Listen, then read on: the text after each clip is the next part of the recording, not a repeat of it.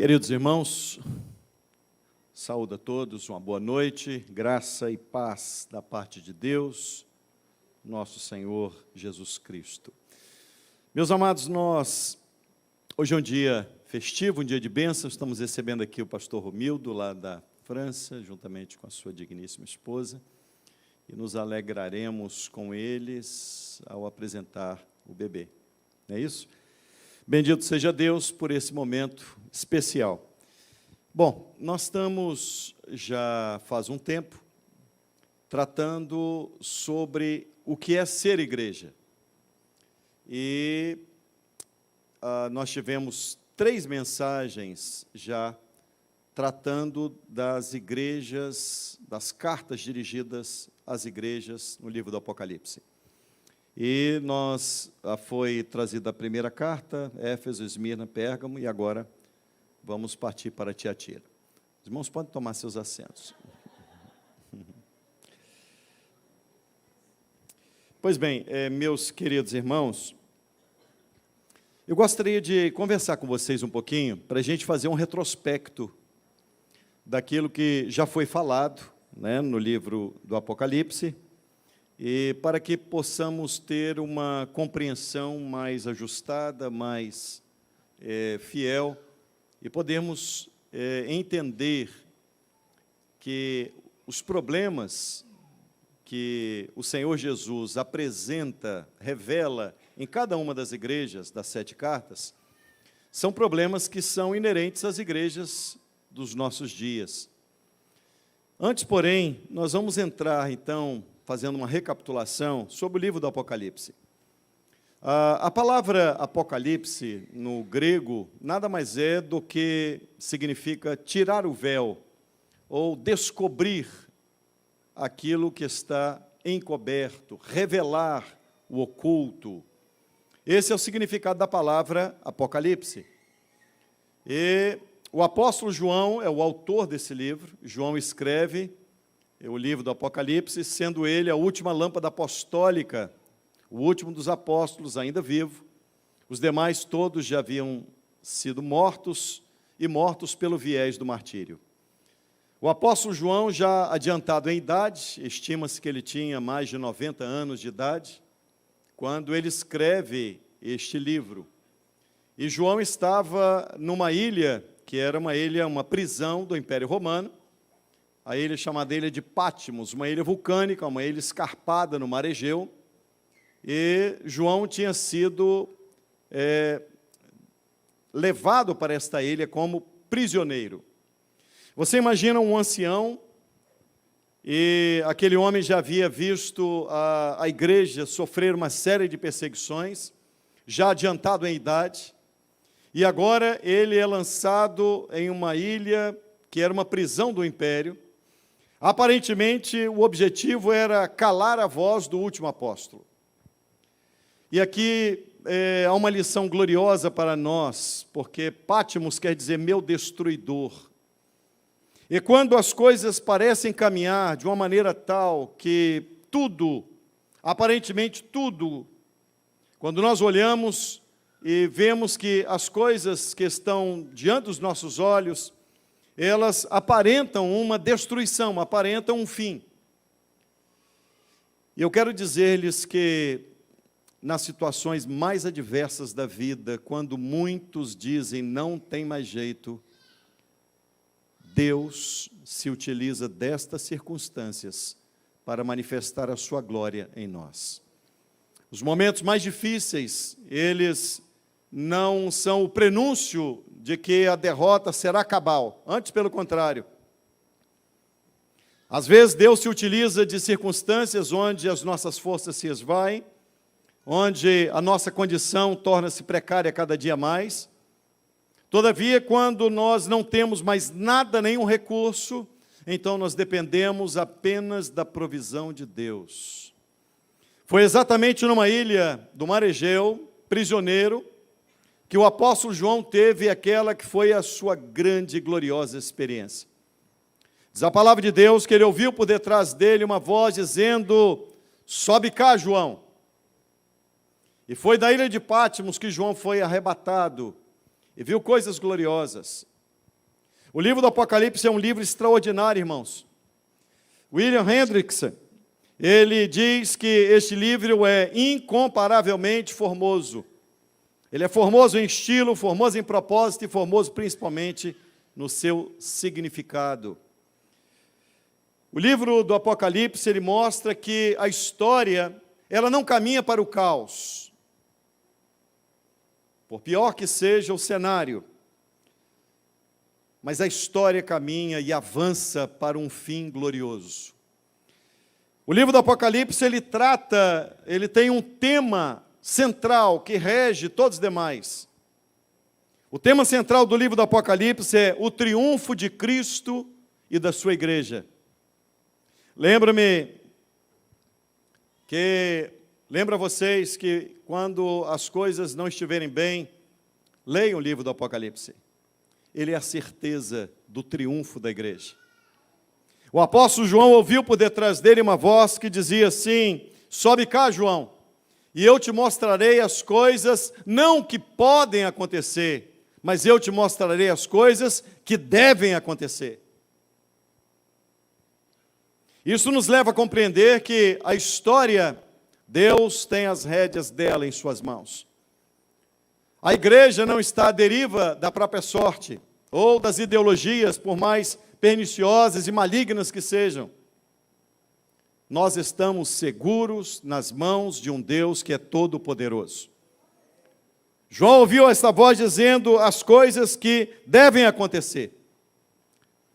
O fato é que quando João ele se vira, ele ouve essa voz como voz de trombeta, e quando ele se vira para ver quem falava com ele não viu o Senhor a princípio. Ele viu 7 candeeiros de ouro, foi a primeira coisa que João viu. E o livro do Apocalipse explica que esses 7 candeeiros de ouro são as 7 igrejas. Disso você pode compreender que Jesus Cristo só pode ser visto na igreja e através da igreja. Nós vivemos um tempo em que muitos estão chamados desigrejados. Às vezes por decepções, às vezes por circunstâncias que deixaram feridas abertas, mas Cristo só é conhecido na igreja. E Cristo só é conhecido através da igreja. Quando João olhou, ele viu 7 candeeiros de ouro, e um semelhante ao Filho do Homem, no meio dos 7 candeeiros de ouro. Jesus está no meio da igreja. A palavra de Deus me autoriza a dizer que Ele está aqui hoje. Ele está presente conosco. A Bíblia chega a dizer que Ele passeia, que Ele anda no meio dos 7 castiçais. Ele tem olhos como chama de fogo. Ele é o Deus Todo-Poderoso que tudo vê, que tudo enxerga. O fato é, queridos irmãos, que nós só somos salvos por intermédio de Cristo, só Jesus. Mas ninguém poderá ser salvo sem fazer parte da igreja. É verdade que você só é salvo por Jesus, mas ninguém poderá ser salvo se não fizer parte da igreja. A igreja é a noiva do Cordeiro. A igreja é aquela que aguarda o grande e glorioso dia em que as bodas do Cordeiro cumprir-se-ão. Hoje muitas pessoas querem Cristo, mas não querem igreja, não querem congregar mais. E eu quero dizer-lhes que isso é impossível. A atenção de Cristo está voltada para a sua noiva, para a sua igreja. A igreja ocupa o centro da atenção de Cristo. Portanto, congregue-se. Portanto, esteja inserido na igreja, na família de Deus, no corpo de Cristo. O fato é, queridos irmãos, que é tão glorioso este livro, porquanto ele nos traz uma esperança maravilhosa. João, quando teve a visão de Cristo, ele havia visto pouco tempo um Cristo que havia sido esbordoado, vilipendiado pelo Sinédrio. Um Cristo sofrido. Mas agora ele vê um Cristo glorioso e glorificado. E então o apóstolo João, ele ouve uma voz que dizia: tudo que você vê e ouve, escreve no livro. Este é o livro do Apocalipse. Cristo não apenas está no meio da igreja, ele está andando, ele está passeando, ele sonda. Ele tem olhos como chamas de fogo, significa que ele enxerga o que ninguém vê, o que ninguém vê. Há muitos males, é verdade, que hoje atacam as igrejas. E quando nós olhamos para as 7 cartas aqui do livro do Apocalipse, você vai ver exatamente esses males. Abra comigo, portanto, por favor, sua Bíblia. Apocalipse, capítulo 2. Quero ler com vocês do verso 18 ao verso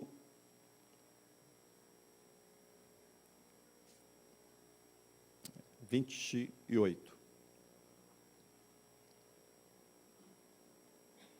Ao anjo da igreja em Tiatira escreve: estas coisas diz o Filho de Deus, que tem olhos como chama de fogo, e os pés semelhante ao bronze polido. Conheça as tuas obras, o teu amor, a tua fé, o teu serviço, a tua perseverança, e as tuas últimas obras, mais numerosas do que as primeiras.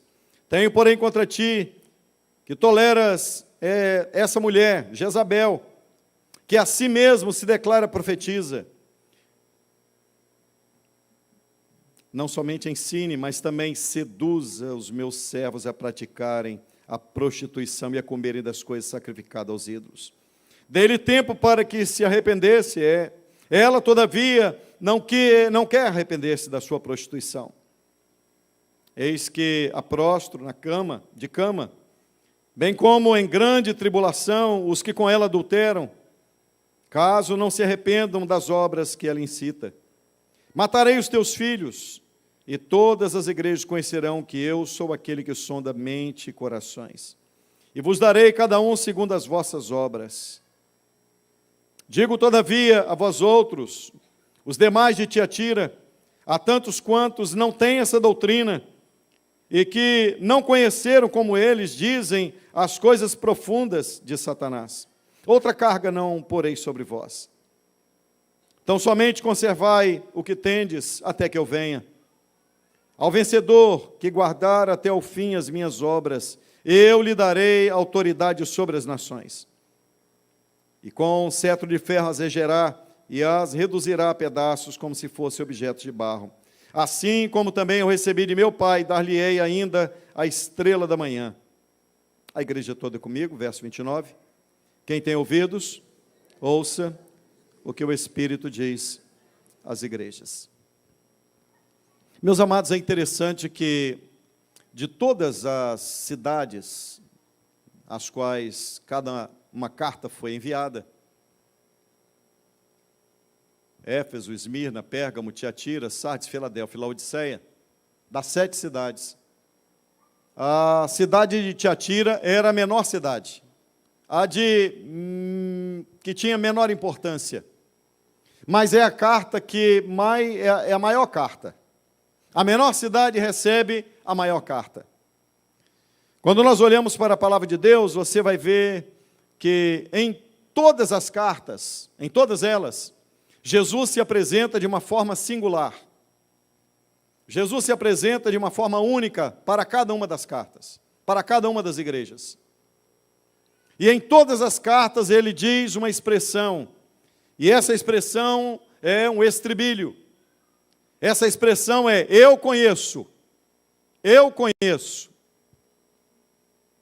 Não há nada que passa desapercebido aos olhos dele. Não há lágrima que corra dos teus olhos que ele não conheça. Não há angústia no seu coração que ele não conheça. Não há problema que, ainda que você procure ocultar as pessoas que lhe são mais íntimas, que ele não conheça. Ele tem olhos como chamas de fogo. Ele sabe o que ninguém sabe, ele conhece o que ninguém conhece. Ele sonda os rins e o coração. Esse é o nosso Deus. O fato é que para todas as igrejas, todas elas recebem esta palavra: eu conheço. Somente 2 igrejas recebem elogios. dele, somente elogios, Esmirna e Filadélfia.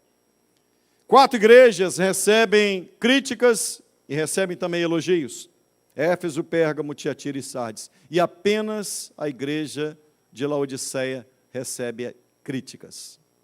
Laodiceia só recebe críticas. O fato é, queridos irmãos, que quando o Senhor dirige a palavra a Éfeso, Ele diz, eu conheço as tuas obras. Quando Ele dirige a palavra a Esmirna, Ele diz, eu conheço a tua tribulação e a tua pobreza, mas tu és rico. Quando Ele dirige a palavra a Pérgamo, Ele diz, eu sei onde habitas, que é onde está o trono de Satanás. E as demais cartas, Ele simplesmente diz, eu conheço as tuas obras. Isso é maravilhoso, porque muitas vezes há, em determinados lugares, que as pessoas procuram fazer alguma coisa na igreja para serem vistas pela liderança, ou por aquele que está à frente de um departamento. Na verdade, o único que precisa de ver é aquele que tem olhos como chamas de fogo. Eu conheço as tuas obras. Deus conhece muito mais do que cada um pode conhecer do outro. Eu me maravilho com isso, porque as pessoas podem julgar você pela aparência, as pessoas podem julgar você por aquilo que conhecem a teu respeito, mas tem alguém que diz, eu te conheço. Eu sei quem você é. Eu sei da tua luta. Eu sei do teu problema. Eu conheço cada detalhe da sua vida.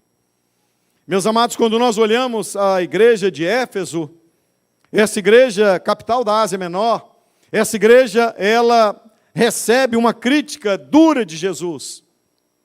E a crítica que ela recebe de Jesus é: tenho, porém, contra ti que deixaste, abandonaste o teu primeiro amor. E aí o Senhor diz para ela, dá um conselho a ela. Lembra-te, pois, de onde caíste e arrepende-te. Quando não, brevemente virei a ti e tirarei do teu lugar o teu castiçal. Eu me lembro que há um tempo atrás, uma pessoa chegou a dizer, eu continuo na igreja, sirvo a Deus, sou da igreja há tanto tempo, mas eu perdi o primeiro amor. E a pessoa disse isso com a maior naturalidade. A perda do primeiro amor é a pior coisa que pode acontecer na vida de qualquer um de nós. A igreja de Éfeso, ela tinha uma boa doutrina, mas ela havia perdido o primeiro amor. Ela tinha um conhecimento doutrinário, mas o primeiro amor tinha sumido do coração. E olha o que o Senhor diz para a igreja de Éfeso, tenho, porém, contra ti que deixaste, abandonaste. Sabe o que é você abandonar? Abandono? Você imagina que você está caminhando com uma criança, e você leva aquela criança, e de repente você solta a mão daquela criança e vai embora e deixa ela. Foi isso que a igreja de Éfeso fez. Ela abandonou o que de mais precioso ela tinha.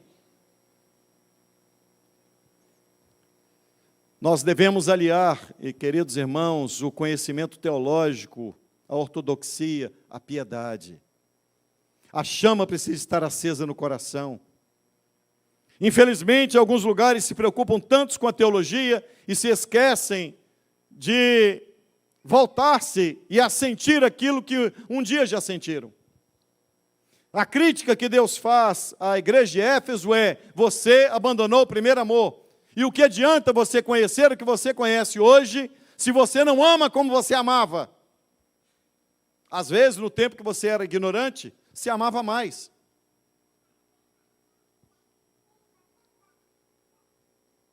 E aí o Senhor diz assim, o Senhor não diz à igreja de Éfeso, você abandonou o amor. Não diz isso. Você diz, eu tenho contra você que você abandonou o primeiro. Deus não quer o seu segundo amor, o seu segundo estágio, o seu terceiro estágio da vida espiritual. Deus quer aquele primeiro. quando o Espírito Santo visitou seu coração, quebrantou você, te levou ao arrependimento, as lágrimas vieram aos seus olhos, você se prostrou, se entregou e disse: Senhor, eu quero, tudo que eu quero é te servir, tudo que eu quero é estar na tua presença. Quando a presença dele não se faz mais tão importante quanto era, irmãos, significa que você abandonou o primeiro amor.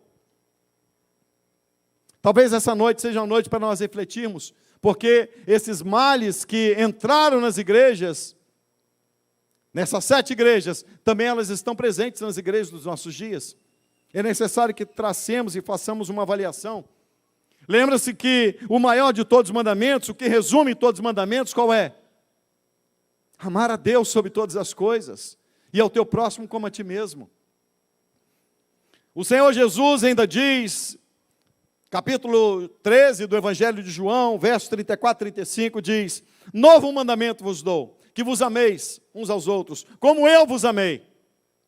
E o mundo vai saber que vocês são meus discípulos, quando vos amarem uns aos outros. A igreja que perde o primeiro amor, é uma igreja que deixou a chama apagar. Ainda frequenta igreja, ainda tem rótulo de crente, mas não ama como amava, não se entrega como se entregava, não está disposto a fazer o que fazia.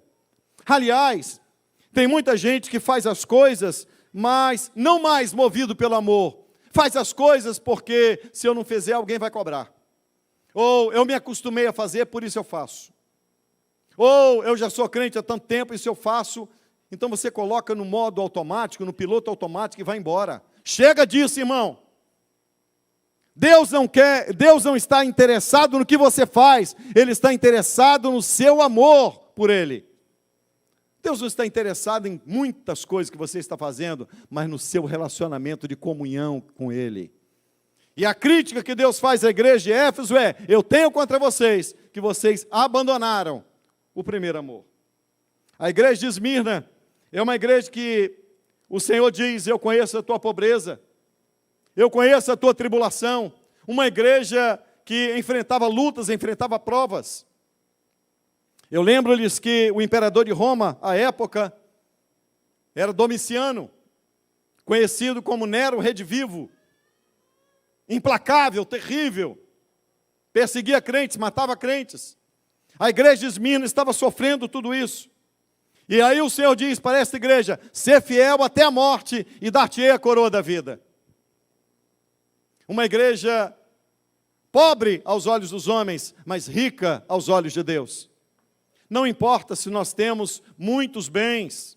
Há muitas pessoas que, infelizmente, a chamada teologia da prosperidade, ela entrou no seio da igreja evangélica.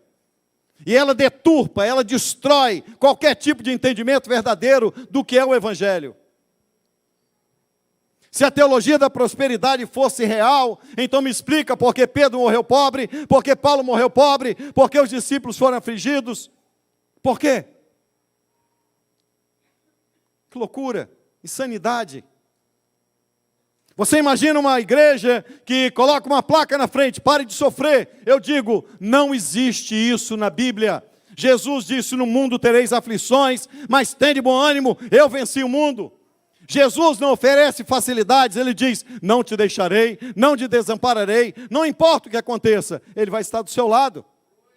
Essa é a igreja de Esmirna, ela recebe: eu conheço a tua pobreza, conheço a tua tribulação, mas o Senhor está presente. A igreja de Pérgamo, o Senhor diz: eu sei onde habitas, que é onde está o trono de Satanás. Pérgamo foi uma cidade que disputou com a cidade de Éfeso para saber quem iria construir um templo à divindade do imperador. E Pérgamo ganhou. A cidade de Pérgamo era uma cidade que ela era extremamente fiel a Roma, a ponto de construir um templo e adorar o imperador. Havia também nessa cidade outros templos, a Zeus, a Ateneia, Dionísio, a Escolápio. E é exatamente nesse lugar onde há um templo, a divindade do imperador era cultuada. É ali que Deus diz: ali está o trono de Satanás. Qualquer lugar em que você coloque o homem em evidência, ali está o trono de Satanás. Qualquer igreja que você precisa de ter uma pessoa, um grande líder, ali está o trono de Satanás. Deus não divide a sua glória. Deus não dá glória a homens. Não existe diferença entre o pastor e você, a não ser de função. Não em diferença de superioridade, seja ela qual for, em absoluto. Infelizmente, nós vivemos dias em que há líderes religiosos que se sentem verdadeiros semideuses. De vez em quando você ouve alguns dizer assim, eu estou determinando. Você não determina nada. Você não consegue determinar nada. Nada, absolutamente nada. Meus irmãos, esse tipo de confissão positiva é maligna, não é bíblica. Eu determino a bênção. Você não determina nada, filho. Quem determina tudo é Deus. Você é um comedor de arroz e feijão. Sabe o que te espera? 7 palmos. Não tem ninguém que determina coisa alguma. Sabe, nós vivemos um tempo da igreja de Pérgamo, porque lá está o trono, lá estava o trono de Satanás, e lá foi o local onde se construiu um culto, onde se prestava culto à divindade do imperador de Roma. Todo lugar que exalta o homem, Deus não está nesse lugar. Todo lugar que o homem é colocado num pedestal, Deus não está nesse lugar. Ali está o trono de Satanás. Sabe o lugar que todo mundo tem que reverenciar o camarada? Eu vi uma cena outro dia, me mandaram um vídeo, incrível, inacreditável. Você olha, uma aberração. Eu não vou chamar de pastor. Um mercenário, um filho do diabo, ele para o carro e os outros vêm para botar um tapete para ele passar. Que coisa do inferno, irmão. Deus vai dizer à igreja de Pérgamo, ali está o trono de Satanás. Qualquer lugar onde o homem é colocado no pedestal, onde o homem é aplaudido como divindade, ali está o trono de Satanás. O humanismo idolátrico é satânico, porque Deus não divide a sua glória. Chegamos, portanto, à igreja de, apenas uma recapitulação, igreja de Tiatira. Na igreja de Tiatira, Jesus se revela a essa igreja como aquele que tem olhos como chamas de fogo. Isto é, o que ele enxerga, ninguém enxerga. Tiatira, uma colônia grega, a cidade ficava entre Sardes e Pérgamo. Essa cidade menos importante, o que tem a maior carta, a menor cidade recebe essa carta. Agora, Tiatira era uma cidade sem relevância. Não era uma cidade com um centro político, com um centro econômico considerável. Era uma cidade que passava desapercebida. A vantagem de Tiatira, sabe qual era? É que Tiatira ficava, a vantagem era apenas geográfica, porque Tiatira ficava numa rota de grande comércio. Havia muito comércio em Tiatira. E a cidade de Tiatira, ela tinha esse comércio. Lembram-se de Lídia, capítulo 16, do livro de Atos dos Apóstolos? Lídia era vendedora de púrpura e era da cidade de Tiatira, mas ela estava lá na cidade de Filipos. Na cidade de Tiatira, haviam como que, vamos trazer para o nosso vocabulário, como que vários sindicatos. E os comerciantes de Tiatira eram comerciantes fortes. Lá se vendia ouro, cobre, vendia-se tecidos, né, púrpura, o linho, a lã, o couro era trabalhado lá. Então, era um comércio muito, muito forte. Só que havia um problema na cidade de Tiatira. A cidade de Tiatira, havia esses como que uns sindicatos. Eu estou trazendo para a nossa realidade. Esse grupo, eles cultuavam os deuses.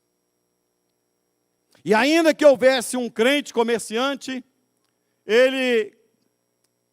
se ele não cultuasse aquele Deus, ele seria colocado à margem. Em Tiatira, portanto, é o local em que ou as pessoas se dobravam ao sistema, ou estavam quebradas. Eu lembro a você que Éfeso tinha doutrina, mas não tinha amor. Deus, quando fala acerca de Tiatira, Tiatira tinha amor, mas não tinha doutrina. O grande problema de Tiatira, sabe qual era? Que ela aceitava a Jezabel, que se dizia profetisa. Olha o que diz o texto. Conheço as tuas obras, o teu amor, tinha amor, a tua fé, o teu serviço, a tua perseverança. Era uma igreja que trabalhava, gente. Era uma igreja que perseverava. Era uma igreja atuante, uma igreja vibrante. E as tuas obras, mais numerosas do que as primeiras. Quem olhasse para a igreja de Tiatira, do lado de fora, iria ver o quê? Uma igreja próspera, uma igreja crescente, uma igreja que realiza mais obras hoje do que realizava no passado. Mas olha o diagnóstico que Jesus faz dela. Tenho, porém, contra ti que toleras essa mulher, Jezabel, que a si mesmo se declara profetiza. Você sabe qual a grande, terrível, a coisa mais terrível que existe no meio evangélico? A tolerância ao falso profetismo. A tolerância a pessoas que dizem, Deus me revelou, Deus está falando comigo isso. Mentiroso, o inferno te espera.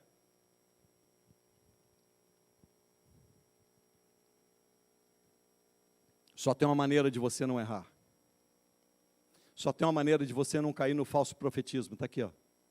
A Bíblia. A palavra de Deus é a única solução para nós. Eu vejo vários crentes que gostam de procurar um profeta para ver. Eu quero ver o que é que Deus vai falar.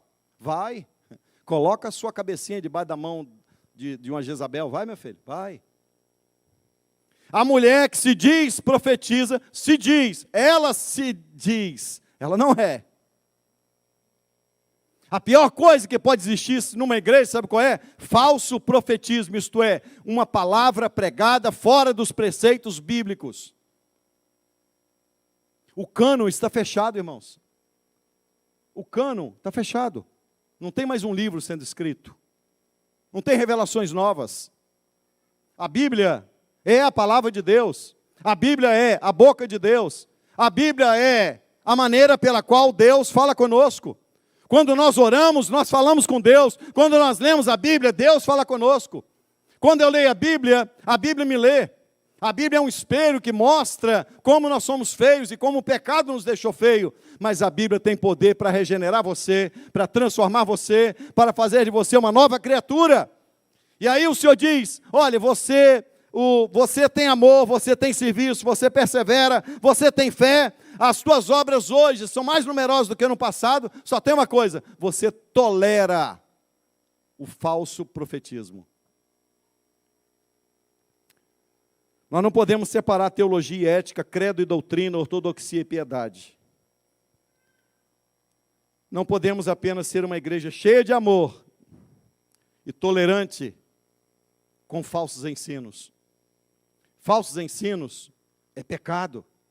Um falso ensino entra na igreja e ele corrompe a moral, ele corrompe os bons costumes. Os falsos ensinos, as heresias que são pregadas, porque esse era o mal que estava em Tiatira. O Senhor disse, eu tenho contra ti que toleras. Olha bem, Deus está dizendo, só o fato de você tolerar o falso profetismo já é um pecado.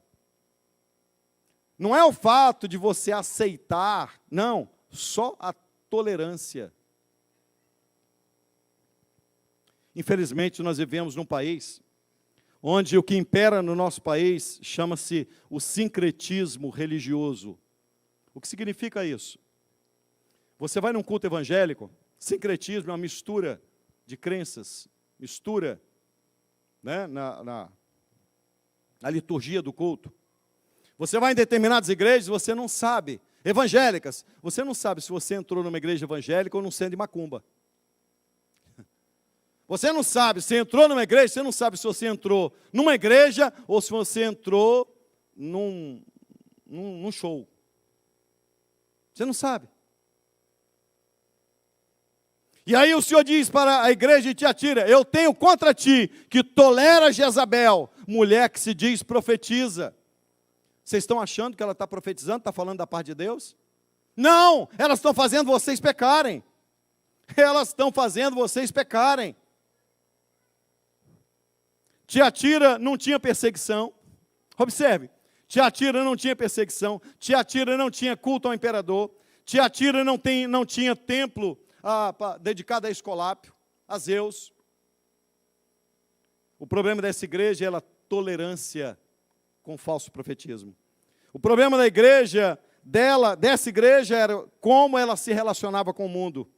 E o texto sagrado diz assim: tenho, porém, contra ti que tolera Jezabel, mulher que se declara profetiza, e somente ensina, seduz os meus servos a praticarem prostituição. Um dos grandes males dos nossos dias é que as pessoas acham que eu sou crente, mas eu posso fazer o que eu quiser da minha vida. Não pode, não. Se você é crente, a Bíblia é a direção para você. A Bíblia é o parâmetro para a sua conduta. A Bíblia é o parâmetro para as suas palavras, para a maneira como você age. Não basta ter um rótulo denominacional na testa. Jesus te chama para ser servo dele, para ser alguém selado com o selo do Espírito Santo. Ah, meus amados irmãos, a Bíblia diz, Tiago 4,4, na amizade com o mundo é inimizade com Deus. O apóstolo Paulo ainda escreve a carta aos Romanos, capítulo 12, verso 2, e diz: não vos conformeis com este mundo, mas transformai-vos na renovação do vosso entendimento. Você não pode tomar a forma do mundo. O falso profetismo, quando ele entra na igreja, ele destrói a igreja, porque ele acaba com a igreja. As pessoas entram na igreja com falso profetismo, e elas começam a negociar com Deus. Quem tem fé para dar quanto?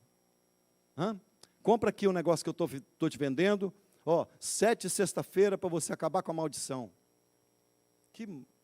O dia que maldição pregar em crente, fala para esse falso profeta que está mandando você fazer 7 sexta-feira, não sei mais o que, a corrente para quebrar, não sei. Para com isso, vai ler Bíblia. Vai ler Bíblia. Deus é todo poderoso, Satanás não tem poder sobre a igreja. Nós somos lavados no sangue de Jesus, comprados com o sangue do Cordeiro, o nosso nome está escrito no livro da vida, nós somos propriedade de Deus. Nada nem ninguém pode tocar no crente sem autorização do Todo-Poderoso. Ele te comprou, irmão. Olho gordo, mal olhado, pelo amor de Deus, esse bando de crente supersticioso, místico. Mas por quê? Porque eles não conhecem. Não ensina doutrina, não ensina Bíblia. A palavra de Deus diz assim: dê-lhe tempo para que se arrependesse. Todavia não se arrependeu da sua prostituição. O Senhor é um Deus misericordioso, Ele dá tempo. Hoje eu creio que hoje é um dia de arrependimento. Hoje é um dia de você se voltar para Deus e dizer: Deus, eu me arrependo, eu quero viver em novidade de vida. Eu quero experimentar o Teu poder. Jesus se revela a essa igreja dizendo: isto diz o Filho de Deus. É o Filho de Deus que está falando com você hoje. É o Filho de Deus que prometeu que estaria conosco todos os dias, até a consumação dos séculos. Ele está aqui, os olhos dele são como chama de fogo, ele passeia no meio das 7 igrejas, ele tem um olhar investigativo, ele sabe quem nós somos, ele conhece aquilo que ninguém conhece, ele sabe ele vê o que ninguém vê. Ele vê quando a porta está fechada e ninguém está vendo o que você está fazendo, mas Ele está lá, olhos como chama de fogo. A esse olhar, ninguém pode fugir. Não adianta você esconder da pessoa que você convive, não adianta você esconder do seu pai, da sua mãe. Ele tem olhos como chamas de fogo. Certa vida. Dei tempo para se arrepender. Matarei os teus filhos. Olha o que o Senhor diz. Tudo que essa profetisa produz, ele diz: vou matar. Isso é, não vai prosperar, não pode ter vida. O falso profetismo não produz vida, só produz morte. Há um juízo de Deus. Digo, todavia, a vós outros, os demais de Tiatira. Agora olha a maravilha, irmãos. Do mesmo jeito que havia o falso profetismo em Tiatira, e aqueles que abraçavam esse falso profetismo, havia dentro da igreja de Tiatira, a vós outros, os demais, há tantos quantos não têm essa doutrina, e que não conheceram, como eles dizem, as coisas profundas de Satanás. Outra carga não jogarei sobre vocês. Deus está dizendo uma coisa: existe essa parte aqui que está voltado para o falso profetismo, mas existem outros servos de Deus, e para esses o Senhor está dizendo, eu não vou colocar uma carga mais pesada para você. Deus vai aliviar a sua carga. A promessa de Jesus foi, vinde a mim todos vós que estáis cansados e sobrecarregados, e eu vos aliviarei, e encontrareis em mim descanso para as vossas almas. Então somente conservai o que tendes, até que eu venha. Eu quero encerrar aqui. Conservar o que tendes, até que eu venha. Eu gostaria muito de convidar vocês, cada um de nós aqui, a fazermos uma reflexão. Em qual igreja nós estamos? Éfeso? Esmirna? Pérgamo? Tiatira? Em qual desses pecados mencionados você se enquadra? Eu quero convidar você ao arrependimento.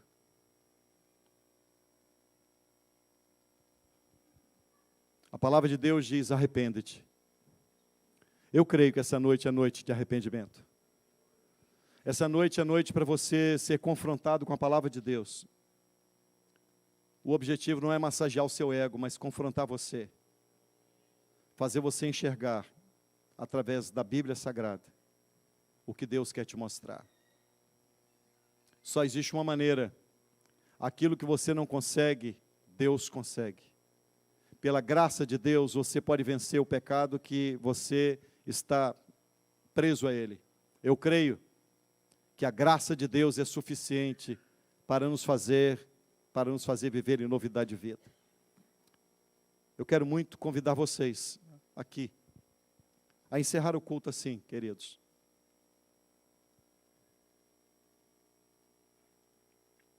Deixa o Espírito Santo sondar o seu coração.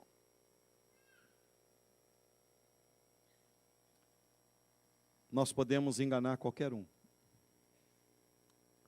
mas jamais enganaremos aqueles que têm olhos como chamas de fogo. Qualquer um pode olhar para nós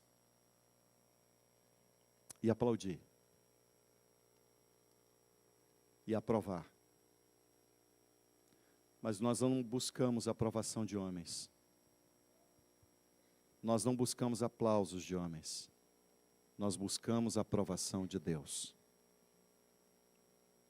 Aquele que está andando no meio das 7 igrejas está aqui hoje, na cidade de Vila Velha. E ele tem olhos como chama de fogo. Os olhos dele enxergam o que ninguém enxerga. Enxerga a nossa dor.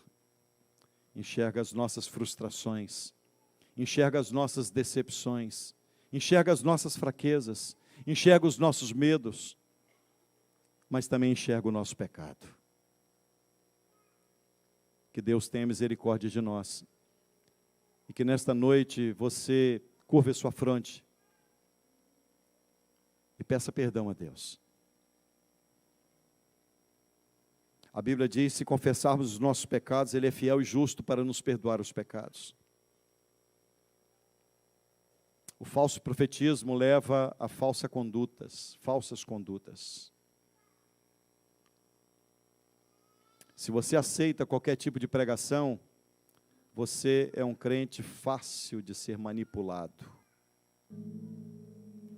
Leia a Bíblia para ninguém te manipular. Leia a Bíblia para você não cair na conversa de ninguém. Aceite só o que está aqui. A Bíblia é suficiente.